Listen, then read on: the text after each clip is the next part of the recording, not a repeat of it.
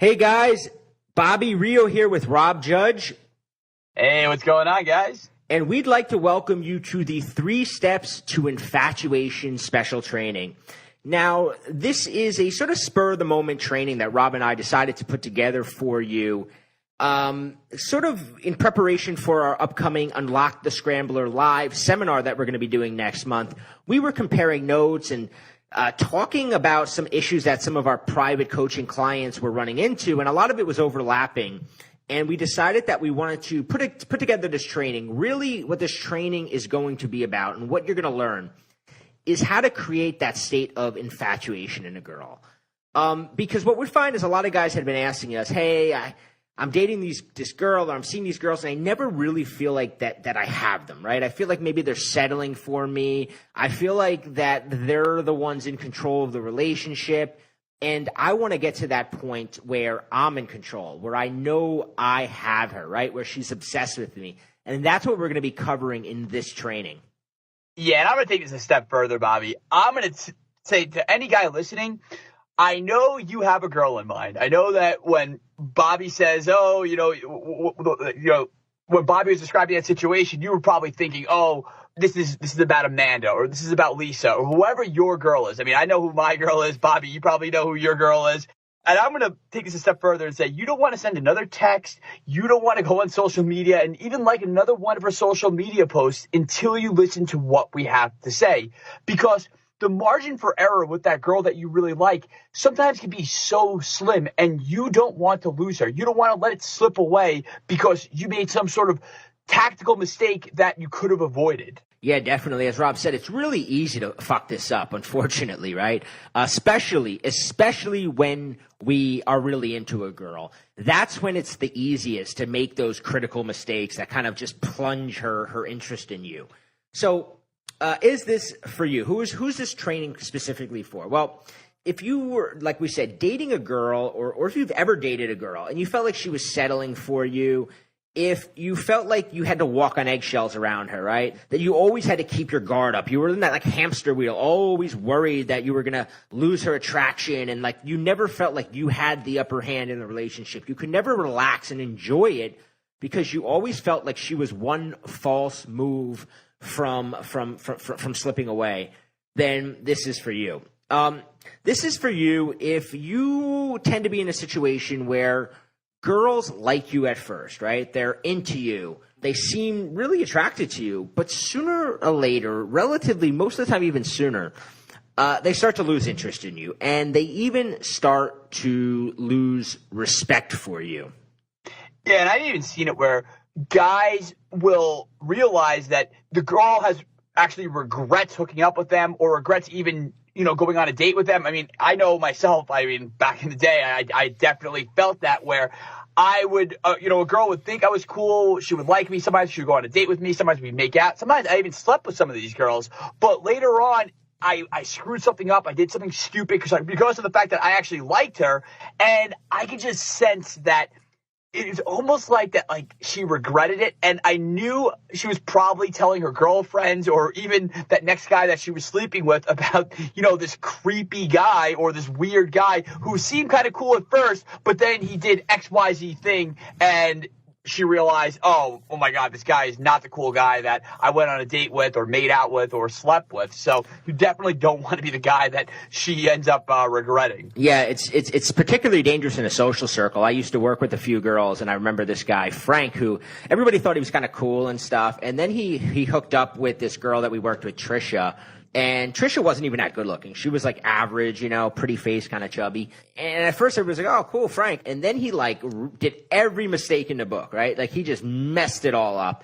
And Trisha just told everybody, she was just like, oh, Frank keeps calling me, Frank, And his social value just plummeted, and he never recovered from it. I worked with the guy for another 2 years, and this was a situation where it was so easy to get laid, and he was just nobody would sleep with him. So you really want to be careful, especially in the social situations where you don't mess this up. It's also for you, if you're nice, and girls see you as nice, but you're continually getting that, like, I just don't feel it speech. Or, I mean, dude, I'll take it even a step further. I don't think girls even give that speech anymore. I feel like nowadays girls will just ghost you. They don't even give you the decency of telling you, oh, I need to see you like a brother, or let's just be friends. I feel like the let's just be friends thing, that died out with I don't know, 2010 or something. But it's like these days, you don't even get a text back. It's just like you don't even exist. You know, as you're saying that, I'm kind of thinking why that's probably the case. And it's probably because girls realize that they can't give the let's just be friends speech because guys will take it literally and they'll be on, you know, now with Facebook and all the ways to connect, the guy will keep trying to be her friend. So girls probably realize that they can't do that anymore. Back in the day, you can give the let's just be friends speech and just never talk to the guy. And now it's like the guy's probably like hitting him up like, hey, you want to go for ice cream? We said we're going to be friends. So it's easier. Yeah, it's easy to like block him on Facebook and, you know, Instagram and, you know, just block his number or just not respond to him anymore. Yeah, and that sucks to really be into a girl and then go to check her Facebook and then suddenly it's like, wait, did she delete her Facebook? What's going on? And then you realize, no, she's just blocking me. Yeah, I get a handful of clients who've been blocked and it's really tough. It's a tough place to recover from when you've been blocked. You know, that's not an easy place. So let's talk a little bit about what we're going to learn. Because like I said, we're going to keep this short, right? We're going to try to keep this under an hour. We're going to go through a lot of information. But we really want to make this something that you can review, something you can remember so that when you're with that girl, you have this in mind. And it's very simple what we're going to be talking about. Because what Rob and I discovered was that there are really just 3 elements that need to be in place. And that when these 3 elements are in place, a girl can't help but become infatuated with you. She becomes obsessed with you. The dangerous part of it is that there's a lot of obstacles. There's a lot of, you know, infatuation extinguishers, infatuation killers. And chances are you're making a lot of them without even realizing it, which is one of the main reasons Rob said that you really want to hold off contacting that girl you're into until you watch this, because some of these are probably going to shock you a little bit. In addition to that, we're going to teach you some specific emotional triggers that you can tap into. And these are triggers that are already there, that you just have to attach them to you, which makes it way easier than you think. And the best part about this is that these triggers, they're things that are already in place. There are things that are already going on that you don't even realize you can tap into and exploit this enormous potential for sexual tension, for flirting, for teasing, for really getting her to chase you. And they already exist. So this is really good news for every guy listening. If you've ever even talked to this girl, these triggers are already in place. So you definitely want to listen to what we're going to explain in terms of how you could use those triggers to their maximum potential. Yes. And so, you know, what happens when you do this? And we've now, Rob and I have been publicly teaching the Scrambler since 2014. So we're 3 years now of teaching it. Before we started teaching it publicly, we had been teaching it to a private, a handful of our high-paying private customers. But over the 3 years that we've been teaching it publicly, the amount of testimonials that we've gotten, the amount of emails that Rob and I get is crazy. Even when you browse, right, you Google the Scrambler or Unlocker, like there's guys just telling their war stories all over the internet, guys that have used this. And what you start noticing happens, and one of the things is that, girls stop blowing you off. They actually start putting a lot of effort in. They start texting you more. They start chasing you, which is a completely different feeling. It's the kind of feeling that, and guys always describe it as they just kind of wake up one day and this like weight is off their shoulders and they're like, wait a minute, like I'm in control now. I'm like the hot chick. Like this is weird. It's weird, but it's fun. I know you get these kind of emails too, right? From guys who've used this stuff to, a lot of guys tend to use it to bang female friends. That seems to be a hot button of the testimonials I get is guys who put it into action to sleep with a female friend or a coworker. And it's great when you have this coworker that you've been having a crush on and now she's drooling over you. She's obsessed with you. Yeah, that seems to be a big one. Or the younger girls. I have a couple of clients who they're older guys, and they had a crush. I remember specifically one guy. It was his trainer. He was going to her for she was like giving him a diet plan, that kind of thing, and he had this huge crush on her, and he didn't really know how to bridge that gap. And this is how to do it. If you have any sort of contact with this girl, even if it's a professional contact, even if she's a barista at Starbucks, it doesn't matter. If you can get in front of that girl, you can get that girl. Yeah, a lot of the clients that I work with tend to be, some of the guys are older, and a lot of them, they are in those situations, like you said, dance instructor, their salsa teacher, anywhere where you have an ongoing interaction with the girl. It works really well, but the stuff we're going to be going over also works if you just meet a girl and you're dating her, and you notice that, like, hey, she's into you, she's willing to go out with you, but she just doesn't have that fire for you that you see girls have for other guys. That's what this stuff is really, really good for. This webinar is exclusively to our email list. So if you're listening to this, you already know who we are. You don't need to kind of hear too much about it. Instead, though, what I wanted to kind of mention was a lot of guys ask me on coaching calls, how did you figure this out? One of the things that we both, we literally, when we do coaching calls, we get this over and over again when we're walking through a call with somebody and they're telling about how they got obsessed with the girl. And there's always a point where the guy will go, dude, she used the scrambler on me. He starts really everything we're teaching. He's like, holy shit, that's what she did to me. Holy shit, and I say, yeah, like that, because we're tapping into psychology that's already there. Another point, and this kind of goes with what you're saying, is that a lot, it's very unnoticed, right?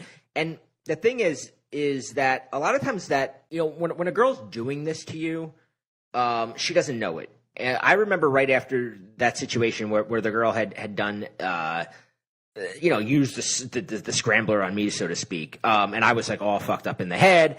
I had moved on and started dating this girl, Nicole.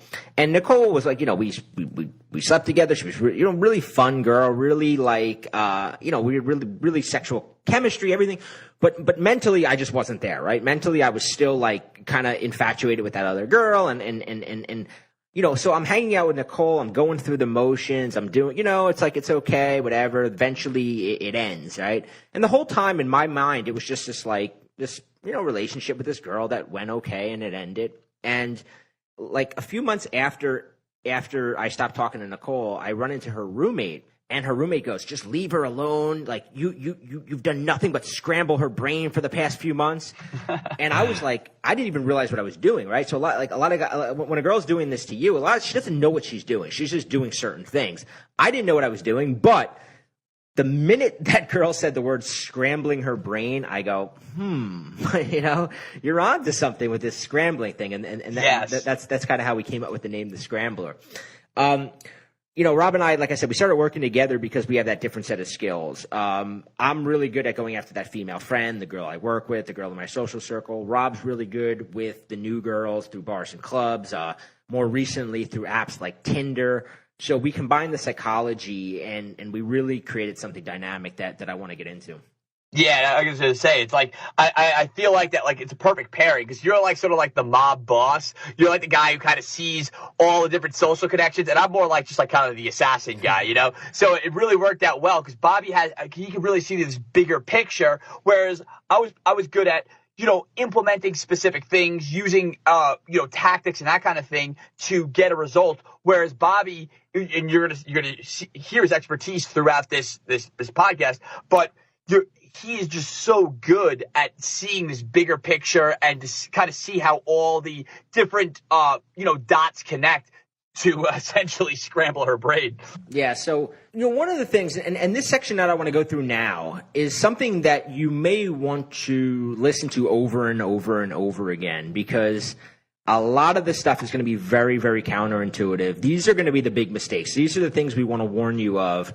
And as many times as you may have heard these mistakes, you will make them again. Trust me, unless you are conscious of this, unless you do everything in your power to reverse it, if you get lazy about this, you will make these mistakes again. I know, because I do coaching calls with guys. We get off the phone, and the next time I talk to them, they recount what happened, and I say, what didn't you... And they go, I know I should have reviewed. So write this stuff down, review it, because if you don't keep this in your head, if you're not consciously thinking about these mistakes we're about to go over, you will make them over and over again. All right, Bobby, so let's look at it this way. Let's examine what exactly happens when a guy likes a girl and then he actually gets a date with her. And then let's take it a step further, or let's take it, to its unfortunate conclusion. Why do most guys blow it? And I want to make a distinction between, when girls settle for you versus when a girl is infatuated for you. And I know as guys, whether you want to admit it or not, we've all settled at some point. I know I have. Bobby, I know you have. It's sort of the blooper reel of our love and sex life. At some point, we weren't super excited to be hooking up with a girl, to even maybe even dating a girl, but there was nothing better, or it just seemed like a good idea at the time, so we kind of did it. What's that joke? It's like kind of like riding a moped. Settling for a girl is like riding a moped. It's fun until your friends see you doing it, or whatever. So it's kind of like that. And what you have to understand, though, is that sometimes when we explain, and I'm going to give you, or I'm going to list out what the infatuation killers are, but as I'm going through this list, there might have been situations where you made one of these mistakes and you still maybe got the girl. And I always have guys or coaching clients, some kind of contrarians, who are like, oh, I did that thing, but I still got the girl. And you may have gotten her, but she was settling for you. It was the exact same thing as when you settled for that chubby girl when you were on vacation and you thought your friends weren't looking, So that's what I want you to keep in mind, is that you don't want to be the guy that a girl is just settling for, because not only is it a weak sort of, the attraction is weak, but also it just, you want to give her that experience of chasing you, of liking you, of wanting to hear from you. I mean, you like this girl a lot. You want her to like you a lot, because that's the foundation of the best relationships. The best relationships I've been in is when I've been super attracted to a girl and she's also been super attracted to me. So let's examine some of these infatuation elements. Yeah, one other thing, real quick, on the whole. What with the settling, and one of the reasons you don't. Some guys might, well, who cares? If she's settling for me, who cares? Like, I'm still banging her. Here's why it's bad, because in your mind, one way I always say it is like we always want to feel like we're getting the deal. And if you feel like you're getting the deal and you're like, she's better than me, I'm lucking out, whatever, she's settling, who cares? The problem is that the minute some other guy comes along who is able to capture her attention, able to do all the things we're about to go over, she's gone, right? She's gone. Like, some guy on, I've had guys, it was actually my dad's friend. I was at a barbecue. His wife of like 10 years left him for some like guy she met. It was her crush from like middle school, hit her up on Facebook. She left a 10-year marriage just, because some other guy came along. Women nowadays, they will leave you if it's not going, it's not like it was, we talked about it in another one of our webinars together, Rob, that, years ago, women didn't have as many options. So you can get by with a girl who is settling for you. And, maybe you knock her up, you get her pregnant. Now she can't leave. You feel lucky.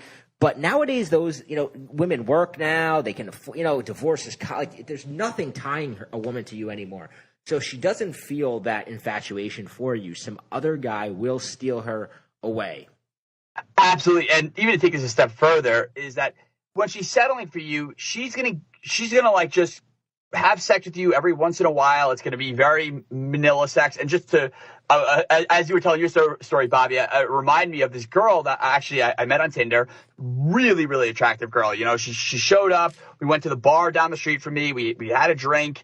It was very easy. She came right back to my house and we had amazing sex. And it was to the point that I couldn't believe like how kinky and crazy this girl was, the things this girl wanted to do. I mean, I was down for it, but I was kind of like, wow, this girl really put her A game, I was like, well, I wish I had been keeping up my cardio, because it was an amazing night, but it was definitely a long night.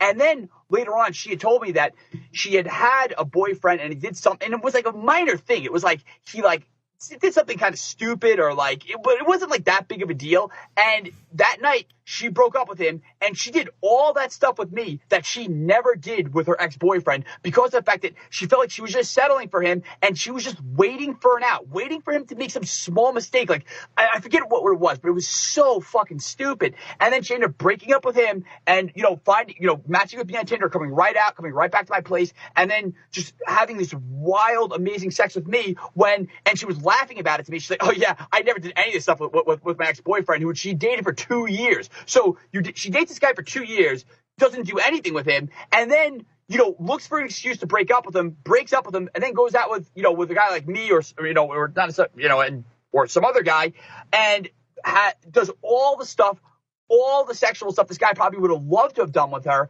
and she does that with me. So you definitely don't want to lose a girl like that, because that really fucking sucks. Let's move into the infatuation killers. And like I said, some of these you may be like, I kind of know that, but you really pay attention, listen to what Rob and I are saying, because these are killers, right? And don't have the immediate knee-jerk reaction to say, I don't do that, or that's not me, or that's not. Just really pay attention, because a lot of times when I'm coaching a guy, he'll say, I didn't really make any mistakes with her. And then I say, okay, let's dig in a little bit. And then once we dig in, we start identifying exactly where he did kill the infatuation with these exact mistakes, even though in his mind, from his perspective, he wasn't making any of them. A lot of times you are, and that's why you want to see things from multiple perspectives, and that's what we're going to go through now. So, Rob, you want to move into the infatuation killers? Yeah, I have our tried and true list right here. So, number one is predictability. And it may sound kind of obvious, but we're going to explain that more in a moment. So, predictability is number one. Number two is lack of physical intimacy. And obviously that's just a nice way of saying lack of making a move, lack of actually touching the girl, making out with her, being, a little bit sexually aggressive.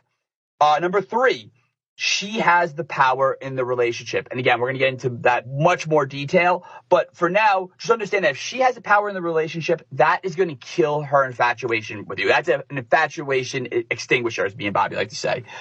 Number four, that you make her be the man. And that's similar to giving her the power, but that has its own, that's a problem all on its own. If she feels like she's the masculine one in the relationship, and the relationship doesn't necessarily need to be a boyfriend-girlfriend. Even like I said, it could be a barista at Starbucks. But if you're making her do the work that you should be doing as a man, she's going to lose. Not only is she going to lose infatuation for you, you're making it impossible for her to ever be infatuated with you in the first place. So number five, being won over too easily. And again, this is one of those sort of sneaky mistakes a lot of guys don't think they're making. But if you're letting a girl win you over too easily, if you're giving her your attention, your validation, your acceptance, your approval too easily, and you're not making her work for it, you're killing any chance that you had with that girl. The next one here, that you're not being scarce enough. Again, this is like the cousin of being won over too early or being won over too easily, but it's a problem it's a problem on its own that a lot of guys make, is that if you're too available, if you're, very quick to answer her text every single time, if you're not making yourself scarce, she's not going to value your time. She's not going to value you, and you're making it impossible for her to be infatuated with you.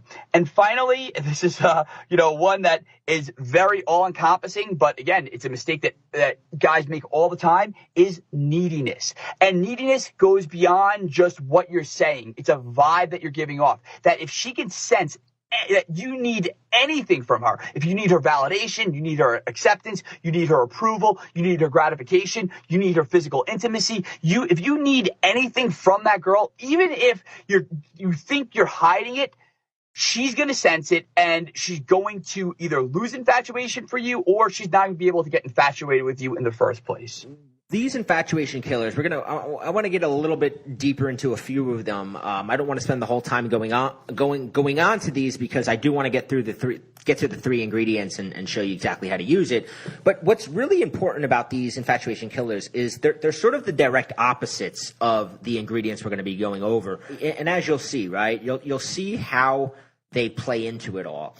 And when you look at this list of these things that kill a girl's interest, a lot of it is counterintuitive, and a lot of it is like, so what does the word neediness mean, right? A lot of guys say, well, how do I know if you're acting needy? And Rob kind of said, when you need anything from her, it's neediness. But neediness, it exemplifies itself when a girl, like, you go out with her and you want to make sure she's having a good time, and you start saying, oh, is everything okay? Do you like this place? You're exempling neediness. It's needing her approval. It's needing her validation. It's needing, maybe you're dating her or you've been dating her, and I've had girls say they left their husband because he was too needy, because he always needed her to tell her that he loved her. She loved him. He was always being, I love you, because he wanted her to say it back. That's neediness, when you need something from her. Making her be the man. This is a sort of new one that I discovered over the last couple of years doing private coaching, when I would walk through guys' issues and they would kind of tell me what was going on. And, here's an example of being, and I'm guilty of this. I can think of a girl that this happened to me 10 years ago, before I kind of knew this stuff. Was I drove her home. We got to in front of her house, and it was like time to say goodnight. And I was like, I was too nervous to kiss her. So she actually leaned in and kissed me. And I was like, wow, she must really like me. She kissed me, and we had a nice goodnight kiss, and I never got another date from her because I made her be the man in that situation. You make a girl be the man if you make her choose the places you go to, if you make her be the assertive one, if you make her be the aggressive one, she's going to lose attraction for you. Same thing with the power, right? The power is all about, there's a saying, he who cares less holds the power. And if she cares less than you do, she knows she has the power. If she knows that you're not going to break up with her, in her mind, she's like, this guy would never break up with me. This guy would never leave me. She knows she has the power. And it is literally impossible for a girl to stay attracted to a guy when she knows she has the power. Impossible. There is a girl will never stay with a guy if she knows she has, unless she's one of those really just dominant personality types, like the 1 in 100 that you don't want to be with anyway, because she's going to boss you around, and she's just, I have friends who are with women like that, and you don't want to be with those kind of women. Yeah, that's a point though. The power one's important, because that one's insidious, because a lot of guys think, to have the power in the relationship, we're advocating guys be these like muchacho, like, put a woman in her place, and we're not saying that at all. In fact, a lot of the times, in this day and age, men and women kind of start on equal footing, and it's these little insidious things, and they're so minor, but they start adding up and adding up and adding up, and then all of a sudden it's her sense of humor dominates. What she wants to talk about dominates. And again, we're going to get to the specific examples, in a moment, but the thing about when she has the power in the relationship, it's so insidious, and it can be hard to identify. It can be hard to even realize that she's the one with all the power in the relationship, because it was just these little things that built up over time that allowed her to have that sort of power position in the relationship.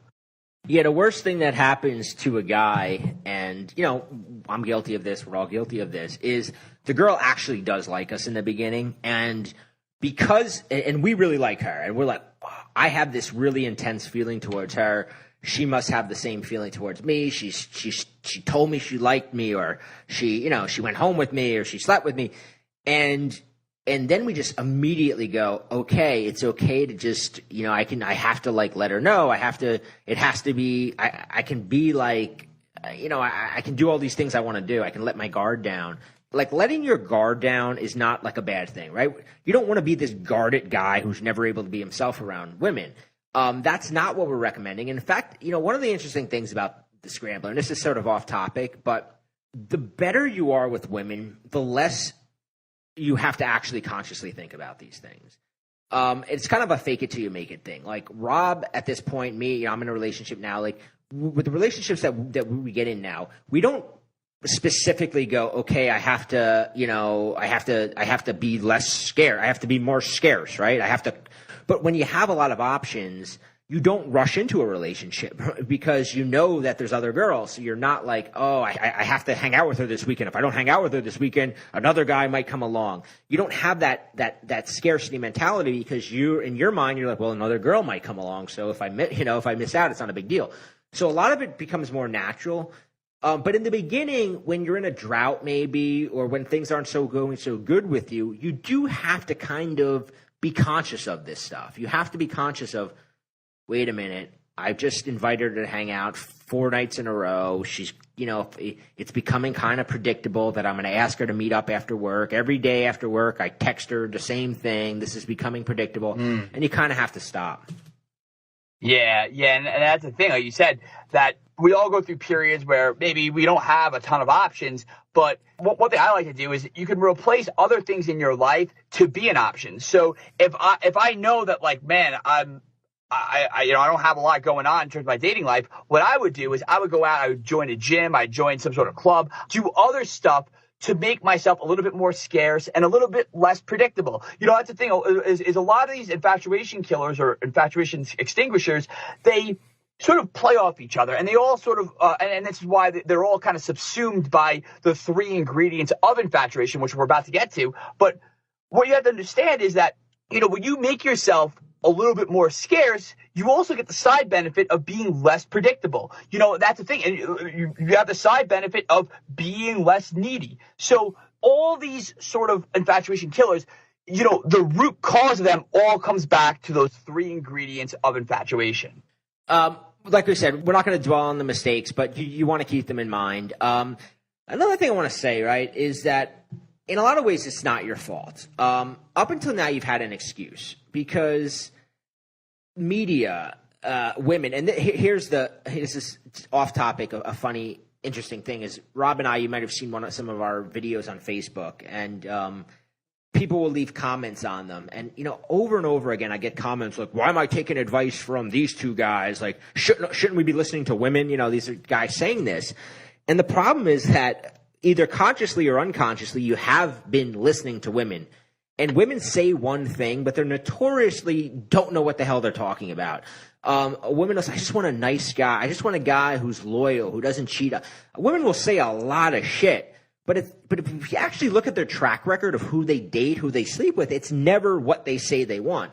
So, you can't really be blamed if you've been making these mistakes because the media, right? All these movies, whether it's because of, the feminist agenda out there or whatever, all the movies basically showed the guy, like, getting down. Rob and I always reference the movie Say Anything, where the guy, like, puts the boombox up. Or it's always a guy kind of like selling himself, just doing this, and the girl falling for the nice guy or the nerd, even the Revenge of the Nerds, like, the nerd guy gets the hot cheerleader. Like, that shit does not happen in real. Like, it happens if the guy's playing, but not just because he's a good person. The hot cheerleader doesn't just go, well, he's such a nice person. He's got, you may get, like, every once in a while a girl may just be going through I just want to bang a nice guy, but she's going to be bored. She gets bored with him, right? And the worst thing that happens is the nice guy who's in that position, and some girl comes along and bangs him, and he's like on the top of the world, but it turns out she was just getting her, like, I just want to be with a nice guy for a night fix, and then she's like, I can't date this guy. He's too boring, Well, it's a point to that, too. And this is something that I've been thinking about recently. I just want to make this point really quick. If you look at movies that are really popular with women today, movies that really sort of speak to that primal attraction, those primal urges. And a movie I always like to go back to is 50 Shades of Grey, right? And 50 Shades of Grey, that's sort of an archetype for a lot of these romance novels and even romantic comedies. But if you look at these movies and you look at the male character, the character that the woman wants to get, he does all the stuff we're gonna explain to you in The Scrambler up until the end. Because I feel like a lot of women's fantasies is that they want to tame the guy that seems untamable. They want to tame the guy that doesn't make all the mistakes we just listed. The guy who's unpredictable, the guy who has the power in the relationship. And women, but the thing is that what a lot of guys get wrong is that they skip right to the happy ending where the guy's all tamed and he's like this, with that one girl. And the thing is that what women love about these movies is the build up to that. They love watching this unpredictable, sort of, I hate to use the term, but like the quote unquote bad boy. And then it's like, at the ending, yeah, maybe that guy has, it's a happy ending. And the guy changes, and he settles down with this one girl, and he's predictable. He's a nice guy or whatever. But for like 90% of the movie, he's doing all the things we're about to teach you. Yeah, it's funny you mention that because I had that thought recently too. there's that thing like the bold move, where you got to show the girl that you really really like her. I first heard of it in the book The Art of Seduction, and I remember convincing myself years ago, I got to do the bold move, and I sent the girl the flowers at work, and if you know my stuff, you know Rob's stuff, you know that we have a very negative image for you when it comes to sending a woman flowers at work. But the reason a bold move works, and the reason it works in these romantic comedies where you see like at the end of the comedy, Matthew McConaughey's like climbing over a crowd and he's singing a song. It's because he was such a dick and he played the girl so that when he did it was really effective. Chances are, you haven't been doing that. Chances are the girl just sees you as an average nice guy. That the difference, right, is that the bold move works if you just played the game so hard. And then you got to like kind of show her. The bold move does not work coming from a position of weakness. It doesn't work when you're doing it because like a lot of guys use it, like a girl starts to slip away and they're like, oh, I got to do something bold. That's just going to push her further away, right? Yeah, yeah. So just wanted to clarify that. But we said it's not your fault. It's not your fault until it is, right? It becomes your fault now because you've heard this. If you're on our list, you've heard it. You had an excuse for a really long time. You don't really have an excuse anymore. You're fighting years of programming, true. And this is why you may have heard it and you might have slipped back into it. But eventually you got to stop making those mistakes. So there's a saying, fool me once, shame on you. Fool me twice, shame on me. That's really the position that you're in. It's okay to fuck up once. But when you fuck up more than once, you got to take responsibility for it. And that's what this training's about. That's what we're going to be going over right now. That's why it's worth learning. When you meet that girl, you want to feel the certainty that you know how to seduce her. You know how to move her towards being your girlfriend. And if you fall for it, you don't want to fuck it up. I've seen too many guys. I fucked it up myself. I've seen too many guys fuck it up. You want to be in a position. You want that mental confidence of knowing that when that girl appears in your life, and maybe she's here already, maybe it's a girl you're dating right now, maybe it's a girl that you sit next to in class or you work with, or you don't want to fuck it up. You want that certainty that you can seduce her, and these 3 steps will give you that certainty. So let's get into it, right? So the way that I want you to visualize these 3 steps are of the combustion triangle. And what the combustion triangle is it's the 3 things that make fire. In order to create fire, you need 3 ingredients. You need the fuel, you need the heat, and you need the oxygen. And when you combine these 3 things, fire immediately happens. And that's the way I want you to look at the process of infatuation. It's combining 3 things. Infatuation immediately and naturally happens. It's not a cause and effect relationship. It's an emerging property. What I mean by that is a lot of guys think in order to get a girl infatuated with me, I have to do this one thing. I have to do this, this, and this. And a lot of times when you do that one thing, you come across as try hard, you wind up scaring her away, you wind up boring her, whatever. Because what it actually is, when a girl gets infatuated with you, the same thing as fire. It's that you put these 3 elements in place, and it happens naturally. So what are the 3 elements that create the combustion triangle of infatuation? Like I said, you got the fuel, the heat, and the oxygen. We are going to think of the fuel as validation. And we will discuss these things in detail in a minute. But validation is the fuel that keeps the fire going. Emotions are the heat, right? Emotions, the emotional intensity, that creates the heat. That creates all of that, that sort of roller coaster ride that a woman needs to go on. And the oxygen is the physical intimacy. And as you're going to see, without oxygen, if you take away the oxygen, the fire immediately goes out. And without physical intimacy, infatuation dies out. And we're going to discuss it. It's one of the main reasons why a girl may be into you, right? And you may hit it off and everything may be there. But if you wait too long to make your move, if you haven't made a move, her infatuation dies out and she goes from feeling really intense infatuation towards you to feeling almost a pity towards you. Yeah, the thing is, sometimes this is hard to conceptualize.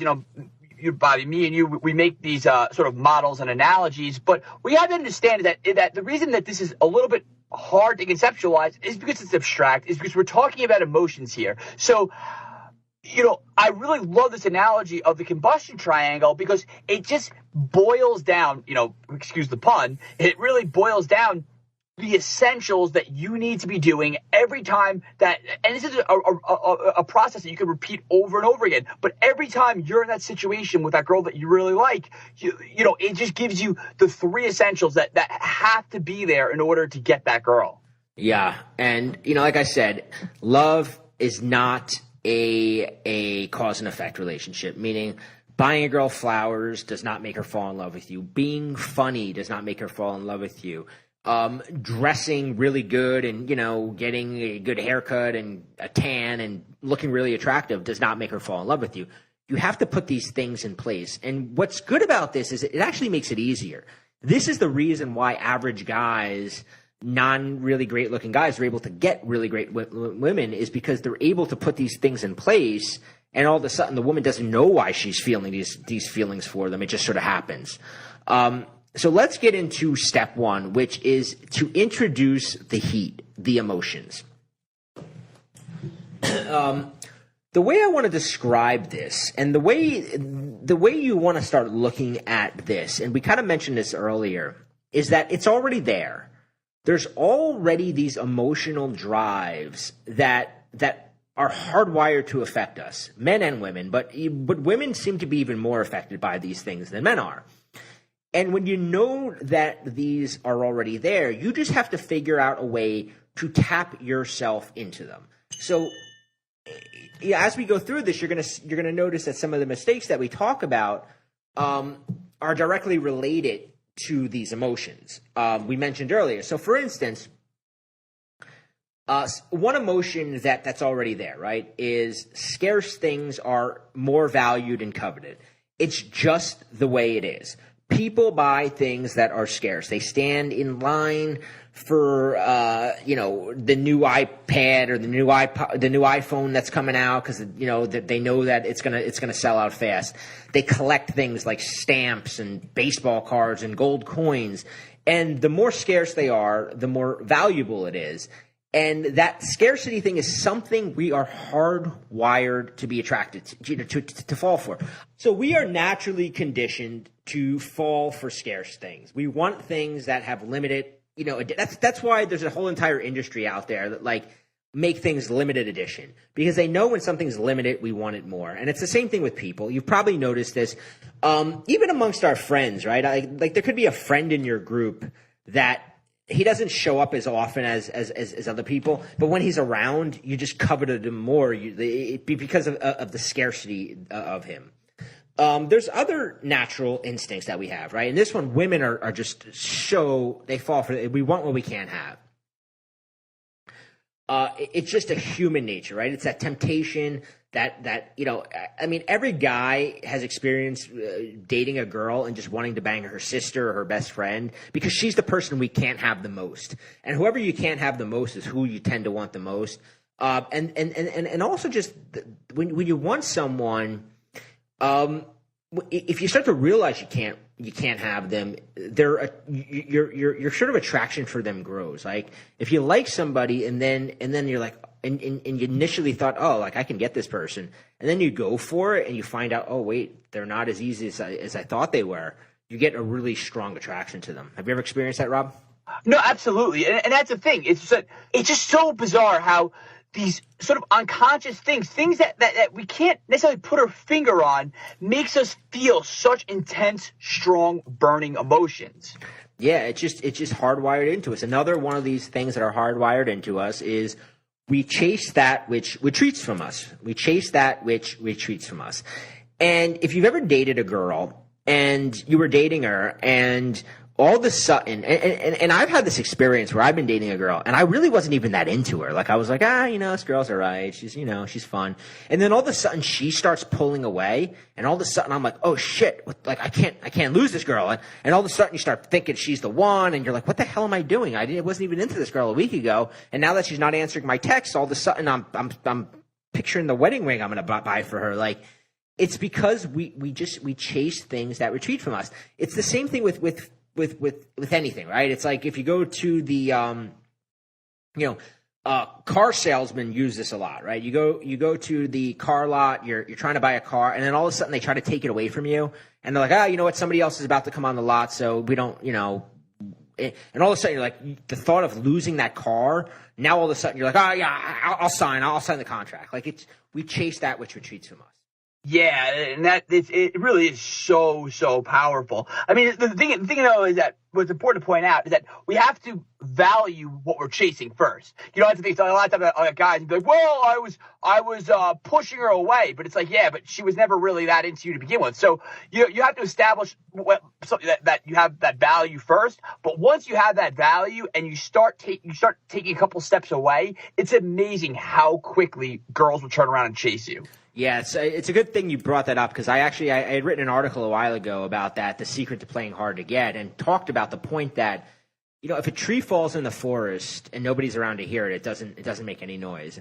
And if you play hard to get, but a girl isn't paying attention to you, she wasn't, it's not going to matter to her, right? It's the same thing if you go to the car lot and you go there and the car salesman's like, oh, you can't buy this Hyundai, you're like, well, I didn't want it to begin with, So we chase that which retreats from us, but there's got to be interest there in it to begin with, right?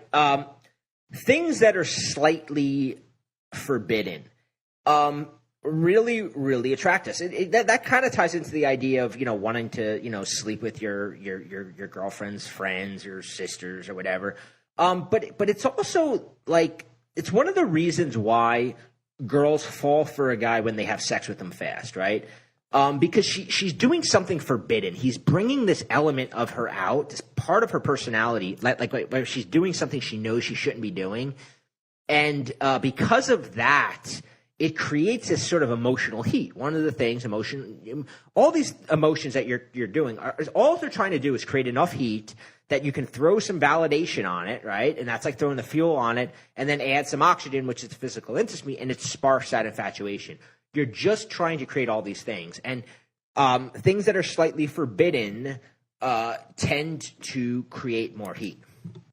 Yeah, absolutely. I mean, it's kind of like when I say to a girl, if I'm on a date with a girl, I'll just say to her, but I'll be like, oh, I would totally make out with you right now, but blah, blah, blah thing, but there are kids watching, but we're in public, but whatever, excuse I want to give her. And by adding that restraint, it's amazing how much she'll fight it and be like, oh, we should do it anyway. Oh, we should go sneak in the back and do it. It's so funny. Like, even if the girl wasn't necessarily thinking about making out with me before I said that, by just adding that forbiddenness to the statement, it makes her want to do whatever I suggest so much more. Yeah, it's in a negative, where I got screwed by this was I was fooling around with this girl that I worked with, and nobody at work knew what was going on, and it used to turn her on. We would go into the back room, we'd fool around, like she just loved this idea that nobody knew, like that we were like, sleeping together and stuff. And then I quit that job, and she like totally lost all interest. Like all the forbiddenness of it was like gone now, and she just totally lost interest in me. That's funny. Yeah. So another emotion that you can tap into is social approval. People are they're really, really, really, like, whether you want to admit it or not, we're all affected by social approval. If somebody else accepts something, is attracted to something, wants something, we find ourselves wanting it. It's one of the reasons why I've always found the easiest place to get a woman attracted to me anyway. Like I said, we said earlier, Rob's really, really good at the bars. I've always been really good in social circles because I've known how to manipulate that idea of social approval. I've known how to get one girl into me so that she can spread the word about me. And like, I've known how to it's very manipulatable, and people manipulate this. Salesmen manipulate this to sell you shit. Everybody's using social approval again. Like, all these things are being used against you. From salesmen, from advertising, all these things are being used. We're showing you how to use them to get a woman infatuated with you. Absolutely. I mean, that's the thing. It's when you start seeing this in action and you understand. I like what term I like to use for it is like seeing the wiring. It's you know exactly what to do next. That's why it's so easy for me to just understand how to attract a woman, because it's like I see all these sort of hidden. I hate to use the analogy, but it's almost like in the Matrix, like when you could see the fucking code. You know, you could see the wiring, and it just makes things so much easier to attract that girl, because you know if you're sort of going south, and you have this baseline of what you should be doing. Yeah. So another natural like emotion that people feel is jealousy. Jealousy is natural. And even when we're not really into someone, when we see them with somebody else, we feel a tinge of jealousy. I used to always confuse me, right? Like I back in the day, I'd be like friends with a girl, and I wasn't even into her. Like she'd just be some girl that was like a cool girl that I liked being friends with, but I never had any intention to hook up with. But the minute she started dating somebody else, I would feel like jealousy about it. I would always be like secretly hoping the guy like dumped her, and she, like it was just weird. I didn't understand it, but it's just natural. Like we just feel this jealousy when somebody has something, like even if it's not something we really wanted. It's just this weird thing. But here's something that's even more powerful, is that jealousy is most effective when our mind does most of the work, when it's implied instead of flaunted.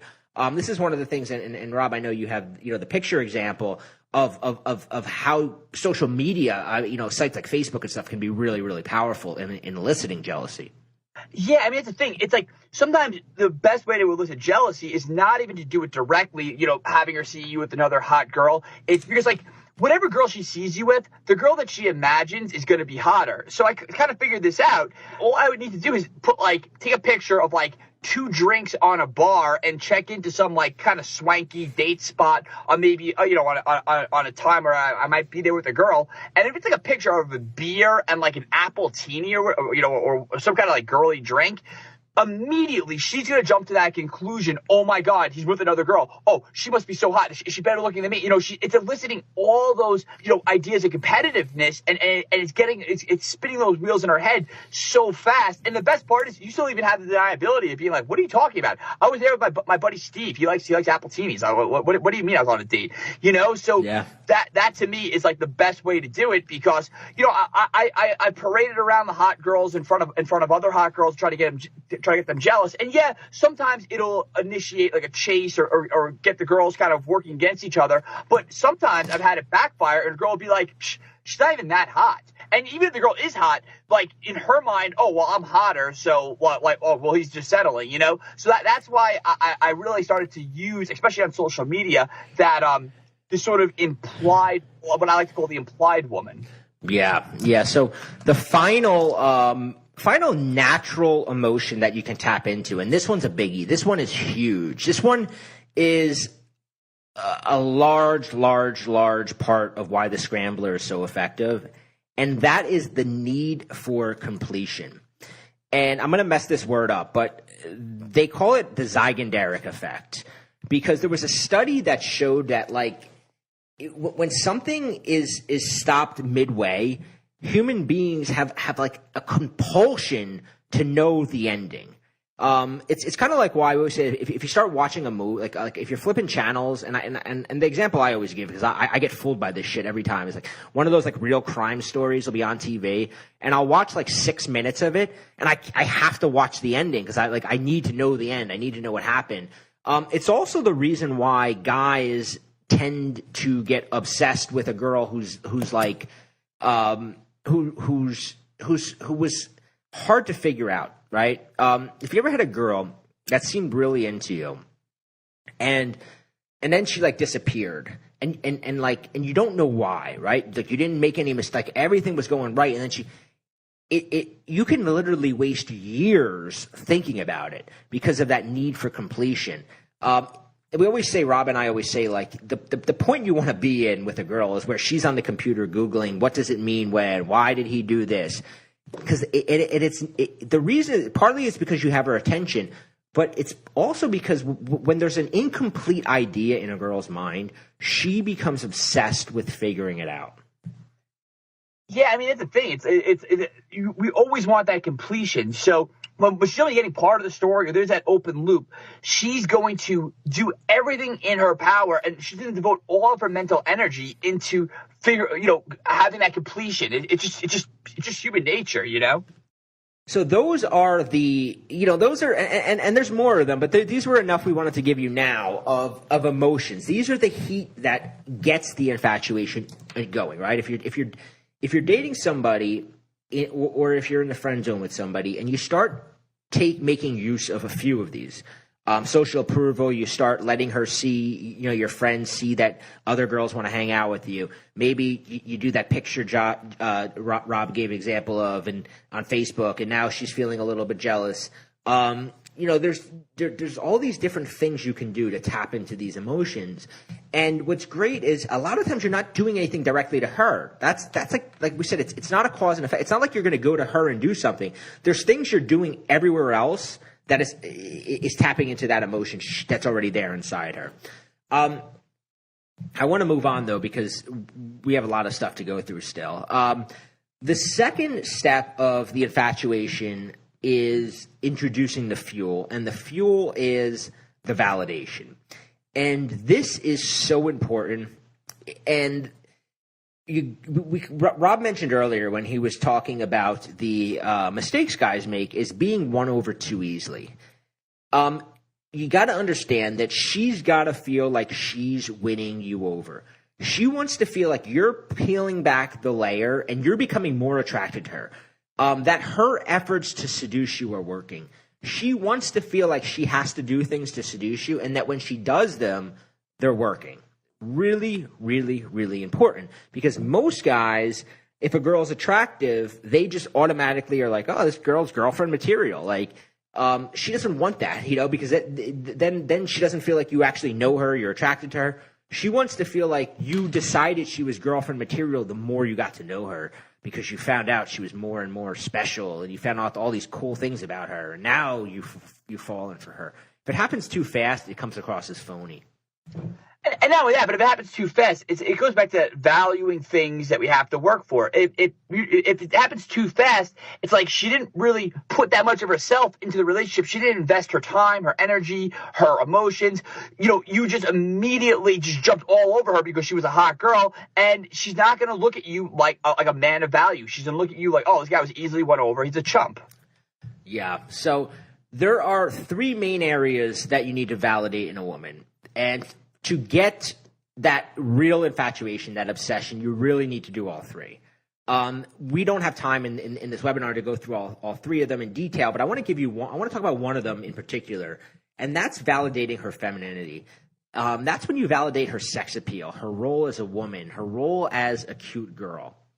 The best way that I can explain it is, as a guy, there are certain things that you do because you instinctively know that they're masculine traits. And around girls that you're into, you tend to exaggerate them.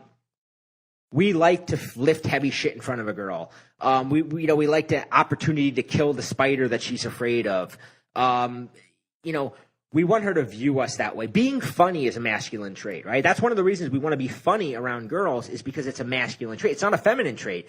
A girl who's like really, really funny, it doesn't make us want her more. It's a bonus and stuff, but it's not really it's not, girls don't go out and try to be funny to impress a man, but men try to be funny to impress a girl because it's seen as a masculine trait, and it makes us feel masculine. And we want her to view us that way. So you got to understand that she's doing certain things that accentuate and exaggerate her femininity to you. First off, is she really scared of that spider that she's pretending to be? Or is she being extra girly to attract you? Yeah, no, that's a really great point, because it's like when a girl's into a guy, she's going to accentuate that femininity, Like, here's the key. When she's doing it to win you over, you've got to recognize when she's doing that, and you have to sort of let her win. Give her one. This is where it's okay to show a little interest, or it's okay to sort of oblige her, because you're validating that feminine side of her that is allowing you to step into that man role, and it puts her into that more feminine role. And I'm not saying that in a degrading, sort of misogynist way. I'm saying that you're allowing her to give off that feminine vibe, that good feminine energy that you're feeding off of, because you have that positive masculine vibe. Yeah, so, what happens in most cases is, I mentioned like being funny is a masculine trait, right? So when a girl is laughing at our jokes, we like it. We feel good, and we like her more for recognizing our humor. We start thinking, oh, she's a cool girl. She like gets my humor. She likes me, because we feel masculine. But you have to understand that's you seeking validation. When we're doing that, that's us wanting validation from her, and we keep doing it because we want more and more validation. So we try to be funnier, and we think that that's making her fall for us. But all that's really doing is, yes, it's giving one. You always look at the femininity, masculinity as a yin and a yang, and you can put your masculinity out there, and she can respond to it by laughing at your jokes and showing you, appreciating her. But you also have to be recognizing what she's doing and validating that, right? Because when we validate her and we validate the wrong things, the things she doesn't give a shit about, we tell her how much we like her, how pretty she is, or whatever. That's great and all. But meanwhile, if she's actively doing stuff to seduce us and we miss it, everything feels fake to her, right? The way I think of it like this, right? Here's a way to imagine that you're making jokes all night, and the girl's not laughing at them, right? She's kind of like not getting your jokes, right? But then she tells you how much she likes you. Like there's a disconnect there. It just doesn't feel genuine. You're like, wait a minute, like what's going on there? Like you really you weren't even. I was, and that's what happened with guys. Girls are doing all these things. They're trying to do things. You're missing them, and then you're going, oh, I really like you, or you're so hot. And meanwhile, you didn't pick up on any of the signs she was giving you. So how do most guys get won over? Through neediness. When she does stuff that should push you, and you got to pay attention to what I'm saying here, is a girl wants to win you over by putting work in, right? She wants to win you over by painting her toenails real sexy, for being extra feminine, from being cute around you, from accentuating her femininity. That's how she wants to win you over. When she does those things, she wants to sense you're getting more attracted to her. But what really happens in most relationships is you become more attracted to her when she does things that push you away. When she doesn't answer your text, the next time you see her, you're more into her, right? When she can't hang out for a few days, when you see her, you're more into her. So it's this weird thing going on with her that like she's doing things that should actually make you not into her, yet they're making you more into her. And meanwhile, the other things you're missing, right? As a girl, what she wants to feel is she wants to feel like she's fun. All girls want to feel like they're fun to be around. All girls want to feel sexy, and all girls want to be seen as being sort of adorable by you. Now, when you validate other areas of her, the other areas that Rob and I, talk about, we call it the validation triad, it might be other things like her creativity or her maternal instincts or whatever. But validating her femininity, things like fun, sexy, adorable, that's how she wants to see herself. All right, Bobby, I just want to point out something really quick, though. As you're going through that list and you're explaining, validating her, her feminine side and validating the sort of ideal image of herself, I do want to make the distinction that when a girl acts like a bitch, or if she acts indifferent, or even if she's acting a little boring, you don't want to show her that you're into her at that point. Though, during the low points, you don't want to validate the low points, because that's when she's going to lose interest for you. So the other two areas, which are part of what Rob and I call the validation triad, are her social self and her ideal self. And really, in a lot of ways, if you can validate a girl's ideal self, she's really just putty in your hands. Now, we don't have time to get into those two areas right now, because we want to talk about the next element of the combustion triangle that creates infatuation, which is the oxygen. And as we said earlier, the oxygen is the physical intimacy, the sex, the kissing, the touching, all of those things need to be there. And here's why it's so powerful, right? Intimacy, think about when you hug somebody long enough. What happens is oxytocin kicks in, and you'll begin to have feelings for them. It's just you can't help but happen. Oxytocin, they call it like the cuddle hormone. When you're touching somebody enough, these emotions come out, right? And you attach those emotions to that person. This is why we always say, the sooner you have sex with her, the more emotion she's going to feel for you, because when you're laying in bed with her, especially if she stays the night and you guys are cuddling the next morning, all those oxytocin chemicals are flooding her brain and she's associating them to you. What does this mean about physical intimacy and the oxygen? Don't be intimidated. You don't have to be the best she's ever had in bed, but you do need to abide by a few rules. First off, you need to be sexually dominant. You need to make it happen. You need to be consumed with sexual desire for you. Would you agree with that, Rob?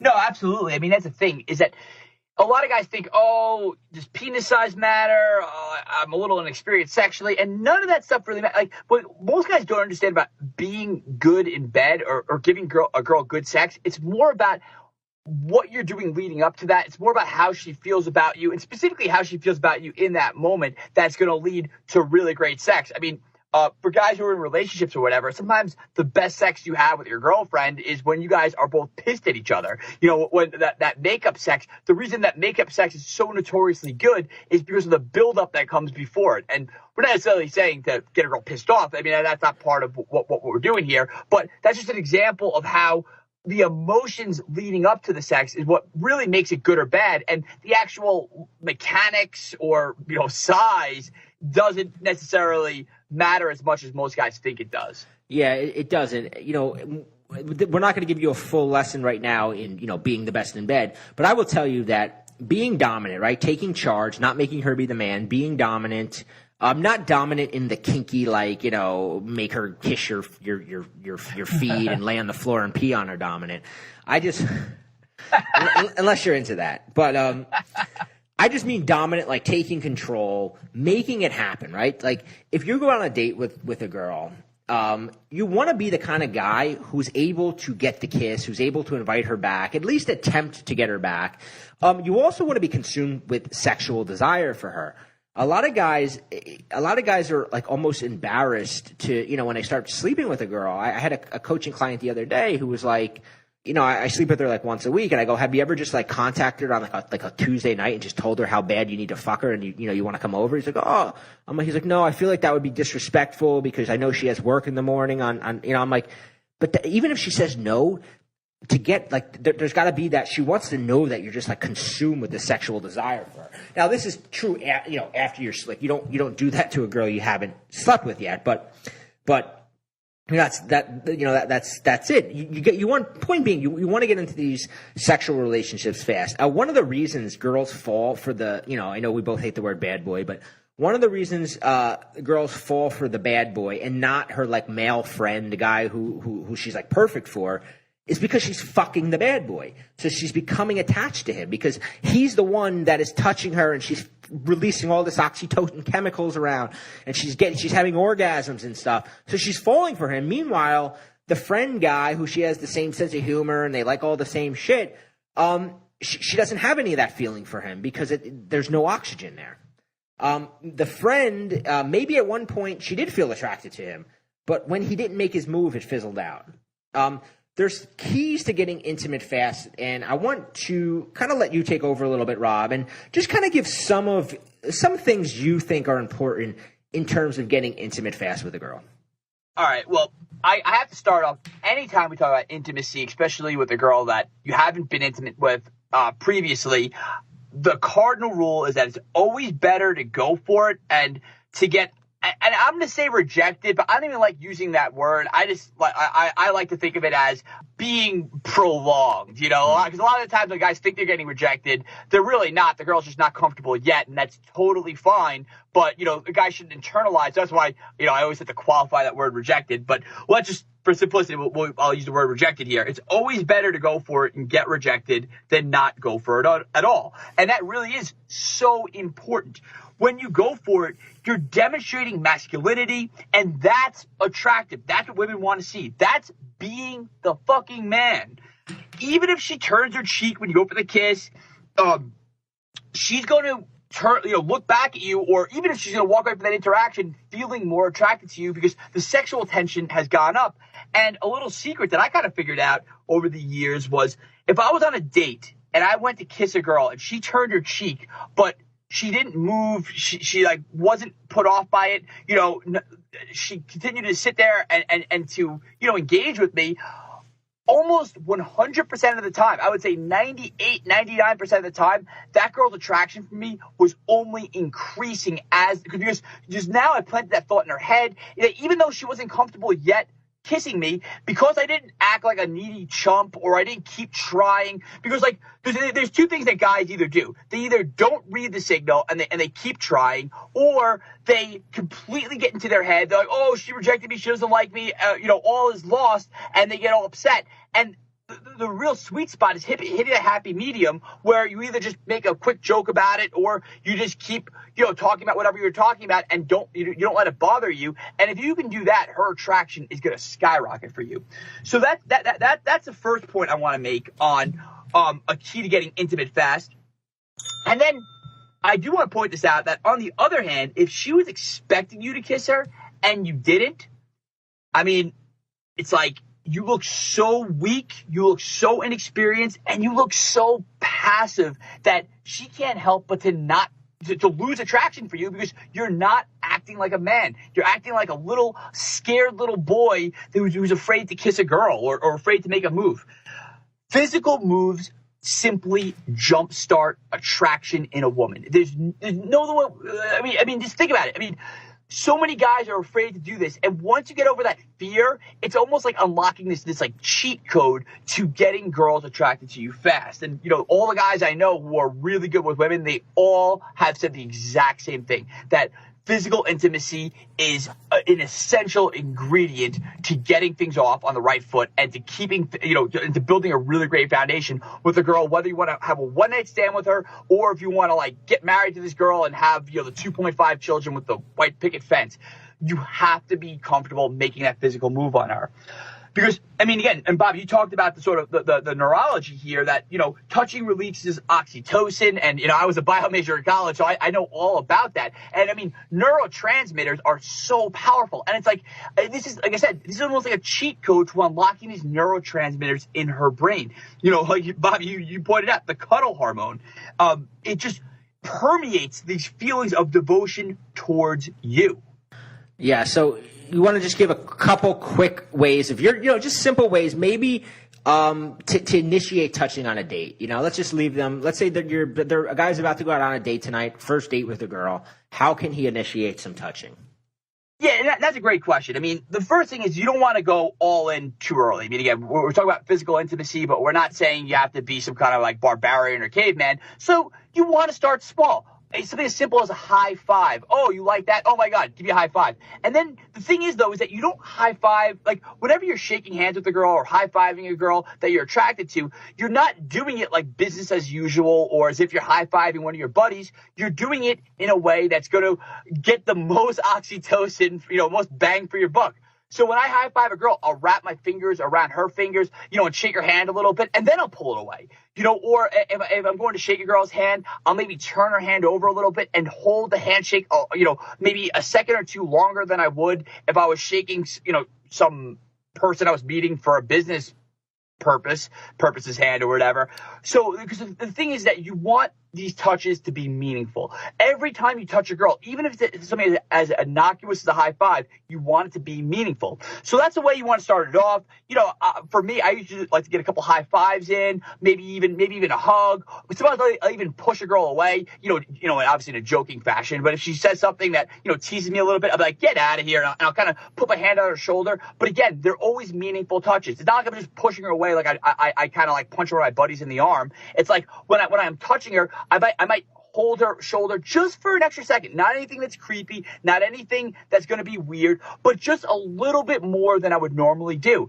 And then as the date goes on, you want to keep intensifying that touching, holding hands, running one finger up and down. If you turn a girl's arm over, on the underside of your arm, and you do this to yourself right now, you have all these sort of nerve endings that when you like run your finger lightly over like the underside of your forearm, arm, you can feel it. It feels good. So you want to be doing that. The inside of a girl's elbow, moving your finger up. That's also, there's a lot of like pleasure, nerve endings in there. So these light touches, and then you want this to keep building. I always look at it like it's like a snowball, or it's like Bobby, me and you use the analogy a lot, like a thermostat. You're slowly dialing up the thermostat because she's not a dude. I mean, you might just love if she showed up and she immediately grabbed your dick. And I mean, for most guys, we wouldn't complain about that. But women are not like that. It's not like a light switch where you just turn it on and off. For a woman, physical intimacy, even though we want it to be fast, we also want to do it in a way that preserves her sort of comfort level, to make sure that she's enjoying it just as much as you're enjoying it. So you want to do it sort of gradually, and like I said, like by starting with high fives, starting with hugs, playful pushes, then, escalating it to maybe holding hands a little bit, sort of caressing her arm a little bit. And then from there, a lot of the times I like to move into like, going for the kiss, going for, some more sexually charged sort of, touching. And, the other thing too is that even though we are sort of doing this gradually, sometimes I do like to be a little jerky. If a girl will say something kind of sexually charged, like I remember one time a girl said to me on a date that I thought was kind of, the date was going it was sort of like a boring date. I thought this girl was kind of Manila. And then all of a sudden she said, "Oh, I have a great ass." I said, "Oh, turn around, let me see." And I like, and she complied. She got up, she turned around. And then I was like, "Oh, wait, I have to do the Rob ass smacking test to see if you really have a great ass." And I smacked her ass and stuff like that. Like that sort of came out of left field. But at the same time, sometimes adding in some of those spikes is also a good idea. But again, you want to be careful with that. You want to maybe start small, and then when you get more comfortable, adding in some of the more risque sort of touching early on. It just elicits something. I remember being out with a group of guys and girls that I was friends with and knew, and one of the girls there, who was kind of cute, but I never really I wasn't really that into her. We're out at the bar, and we were like going from one bar to the next, and it was like kind of cold, and she like kind of took me, and she started holding my hand and kind of like cuddling up to me on the way. And this was just a girl who I like never really was, and I just felt myself becoming attracted. I was like, oh wow, because our buddy Chris says there's a natural sexual tension that exists between men and women. And you just got to tap into it. And touching is the easiest way to tap into it. Obviously, disclaimer, you don't want to be the creepy guy. But you do want to find ways to do it. Okay, so you can see how adding in these three elements can be so effective. It's sort of like a tornado coming at her, and she gets sucked up in it, right? Before she has time to think. All these different emotions, everything you're doing, you're tapping into things that are already there, right? You're tapping into this sexual desire or sexual chemistry that's already between men and women. You're tapping into these emotional needs. You're tapping into her own desire to be validated. We all crave validation. So these aren't things you have to do. You're tapping into things that are already there. Now, what I want you to do for a minute to really solidify this is to think about the last girl you really fell for. How much did the heat of emotions play into it? How many of the natural desires did she tap into? I can almost bet that the Zygenderic effect played a part, right? The confusion, the incompletion, trying to figure things out. I guarantee that was there. In what ways did she validate you? How did she throw fuel on it? Guys are validated differently than women. For a woman, she has to make us feel funny, strong, successful. In what ways did she make you feel that way around her? Sometimes, as a guy, because part of feeling masculine is, being the guy with the hot woman makes us feel masculine. So sometimes a woman has a capability to validate us just by being around us and showing interest in us because she's an attractive woman. It gives us validation. Women don't have that same key. They need to be validated in a different sort of way. Now, in some cases, this girl that you infatuated with, in some cases, the oxygen was missing. The intimacy, wasn't there. And in a lot of ways, you're kind of lucky if that's the case, because that's called a crush. And a crush can be hard, but not nearly as hard as when you've gotten intimate with a girl a little and then she disappears. That's when it's like soul crushing when that oxytocin did play out and you did kiss her and make out with her and then she disappears. That's when your little crush turns into that full-blown infatuation. So looking back at one of your relationships, can you see how this played out?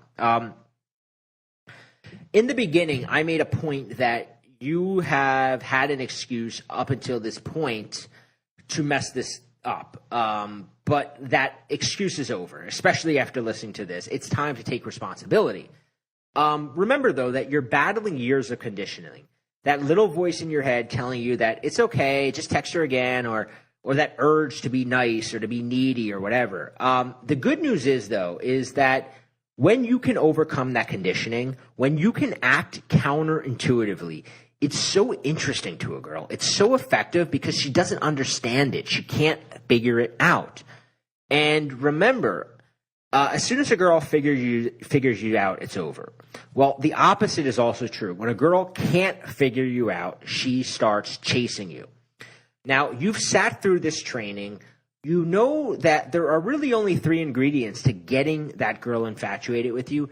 And you know that once activated, girls are powerless against them. So you've sat through this training. You know that there really are only 3 ingredients to getting a girl infatuated with you. And you know that once activated, girls are powerless against them. That's why Rob and I have decided to offer something that we've never done publicly before. We want to work with you one-on-one. We've put together 2 different coaching packages to work with us over the phone in a one-on-one coaching session. Because here's the deal. You are the only person who can get in your own way. And sometimes, as much as you know the material, you need a coach to keep you on track and to help you stick to the strategy. We've seen this for years with guys where they know what to do, but then the minute they like a girl, they revert back to their old ways, or they convince themselves that she's different. And just being able to get on a session with us completely gets you back in the right frame of mind. So if you'd like to work with us beginning to end, to turn yourself into a piece of string that girls can't help but chase, become a puzzle that she's obsessed with solving, completely master your own emotions, become unbreakable around any woman, make her fall in love with you, sleep with you, and beg to be your girlfriend, then we're going to drill into you the attitude and behaviors that make the scrambler work. The scrambler is basically the roadmap for initiating this feeling in a girl of infatuation, lust, desire, obsession, where she focuses all her attention on you. Now, there's a certain recipe. That's where you follow it, and girls can't help but fall for you. We've been coaching this now for privately since 2012 and publicly since 2014, and we've had thousands of cases of the scrambler just seducing girls. Now, since 2014, the amount of private clients that have hired to teach us the scrambler has surged one-on-one. And because of that, we've been able to continually improve it. We've been able to see it being played out, to make adjustments, and ultimately to make it more effective. So if you want to finally get out of the friend zone for good, have choice and control of your dating life, have girls chasing you, and get laid like crazy, then this coaching's specifically for you. Here's how we'll do it. You'll get on the phone with either Rob or I, and we'll come up with a strategy for you. Now, we can go as deep as you want. If you have text exchanges with girls that you want us to go through and point out where you're making mistakes and how you can improve your text messages, that's something that Rob is a master at. If you have a specific scenario of you don't know what you're doing wrong or why a woman's losing interest, we can together create a strategy to get her back interested in you. If you have a female friend that you've been friends with for a while and you want to get out of the friend zone, we can create the strategy together for how to do that. If you just don't know how to talk to girls and you want to practice your flirting and get some feedback on your conversation skills, we can do that too. We can analyze any situation and we can map out a plan step by step. We walk you through the plan to seduce any girl you're interested in. Because here's the thing, there's a whole bunch of clues that most guys miss. And when you get to talk to us and explain the situation, we can find the blind spots that you are not seeing. I know this because for the past couple of years, I get on the phone with a guy, he gives me a situation, and it instantly becomes obvious to me as to what he has to do next. But he's clueless, right? The clues are there, and Rob and I will show you how to spot them and then exactly what to do with them once you have them. What's really cool about these coaching sessions is that we'll create a blueprint together so that by the time the session ends, whatever girl you have in your mind right now, you'll have a proven step-by-step plan to seduce her. Now, here's the deal. You can register for coaching sessions in one of 2 packages. The silver package, which is one session, which includes 1 month of email follow-ups, or the gold session, which are 3 sessions that really allow you to not only get your strategy, but to have Rob or I there with you to help you pull it off. There's a link below that'll take you to both packages. A silver package is a one-time payment of $250, and a gold package is a one-time payment of $650. Let me walk you through the checkout process to show you exactly how it works. All right, so this is how it works. You'll see the order page here. You just complete your order, then you'll be immediately taken to this page here. Some more information from Rob about it if you haven't watched this video. You'll want to save this page because your call-in and access number will be here. Then you'll just go to Book Now, and on this page, you'll see the options that we have available for time slots. Then when you click a time slot, you'll be then asked to fill in your name, your email, some information about you, the situation you want to work on, the outcome that you want, and then your session will be set up. All you have to do is show up for the call with as much detail as you want. Like I said, if you want us to review texts or anything, you can have them on the call. You can send them before the call as well. No hard sell here. We don't have hundreds of spots to sell. We only have a few spaces. If the link is active, it means we have sessions available. They will come and go. So if the link is closed now, check back at another time. So if you think this be a game changer, then click the link, go to the order page, register for the coaching, and we'll send you an email with all the details. Listen, I think you know whether or not you need coaching, and you can look around and see if you're stuck in a place, making the same mistakes over and over, losing the girls you really like. If the answer is yes, let us change that for you. Click the link, get started with the coaching now.